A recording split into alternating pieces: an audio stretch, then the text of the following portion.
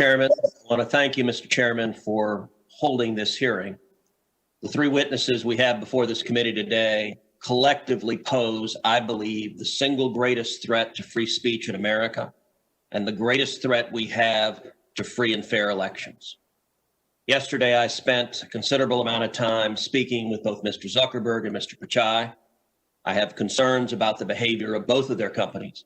I would note that Facebook is at the minimum at least trying to make some efforts in the direction of defending free speech. I appreciate their doing so.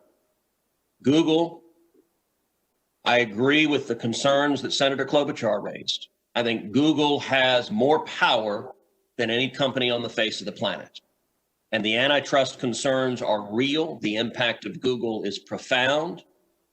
And I expect we will have continued and ongoing discussions about Google's abuse of that power and its willingness to manipulate search outcomes to influence and change election results. But today, I want to focus my questioning on Mr. Dorsey and on Twitter. Because of the three players before us, I think Twitter's conduct has by far been the most egregious. Mr. Dorsey, does Twitter have the ability to influence elections? No. You don't believe Twitter has any ability to influence elections? No, we are one part of a spectrum of communication channels that people have. So you're testifying to this committee right now that Twitter, when it silences people, when it censors people, when it blocks political speech, that has no impact on elections? People have choice of other communication channels with which. Not if they don't hear information. If you don't think you have the power to influence elections, why do you block anything? Well, we have policies that are focused on making sure that more voices on the platform are possible.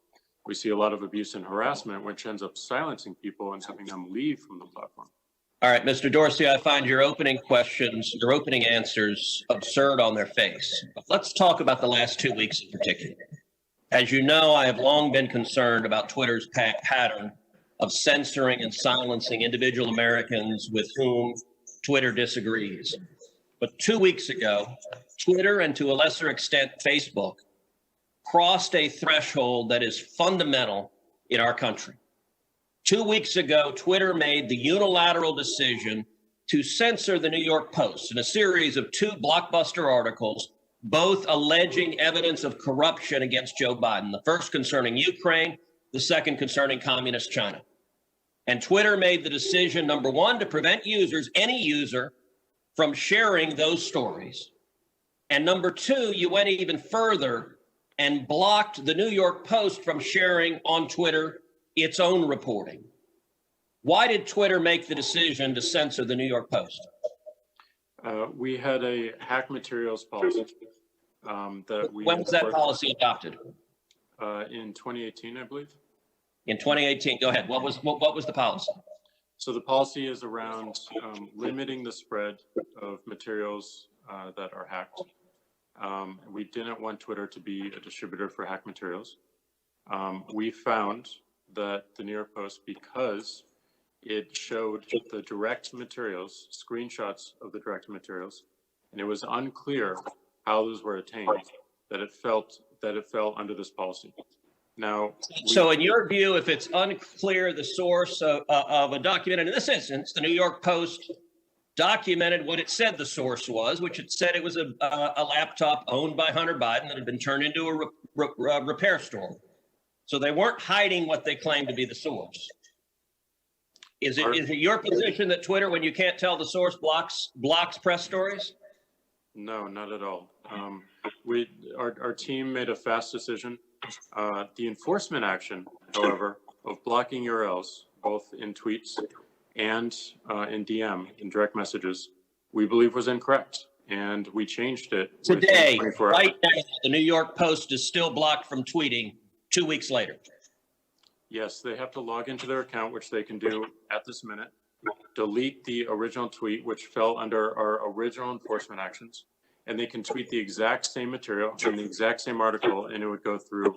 So, Mr. Dorsey, your ability is you have the power to force a media outlet. Let's be clear. The New York Post isn't just some random guy tweeting. The New York Post has the fourth highest circulation of any newspaper in America. The New York Post is over 200 years old. The New York Post was founded by Alexander Hamilton. And your position is that you can sit in Silicon Valley and demand of the media that you can tell them what stories they can publish and you can tell the American people what reporting they can hear. Is that right?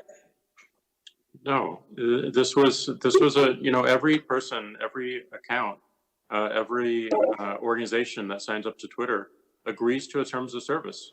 Terms of service is so published. Media outlets must genuflect and obey your dictates if they wish to be able to communicate with readers. Is that right? No, not at all. We recognized an error in this policy and specifically the enforcement. You're still blocking their posts. You're still blocking their posts. Right now, today, you're blocking their posts. We're not blocking the post. Anyone can tweet. Can the New York Post post on their Twitter account? If they go into their account. No is your answer to that. No, unless they genuflect and agree with your dictates. Let me ask you something. You claimed it was because of a hacked materials policy. I find that facially highly dubious and clearly employed in a deeply partial way. Did Twitter block the distribution of the New York Times' story a few weeks ago that purported to be based on copies of President Trump's tax returns? We didn't find that a violation of our terms of service and this policy in particular because it was reporting about the material. It wasn't distributing the material. Okay, well, that's actually not true. They posted what they purported to be original source materials, and federal law, federal statute makes it a crime, a federal felony, to distribute someone's tax returns against their knowledge. So that material was based on something that was distributed in violation of federal law, and yet Twitter gleefully allowed people to circulate that. But when the article was critical of Joe Biden, Twitter engaged in rampant censorship and silencing. And again, we recognized errors in that policy. We changed it within 24 hours. This is. But you're still blocking the New York Post. You haven't changed it. We have changed it. They can log into their account, delete the original tweet.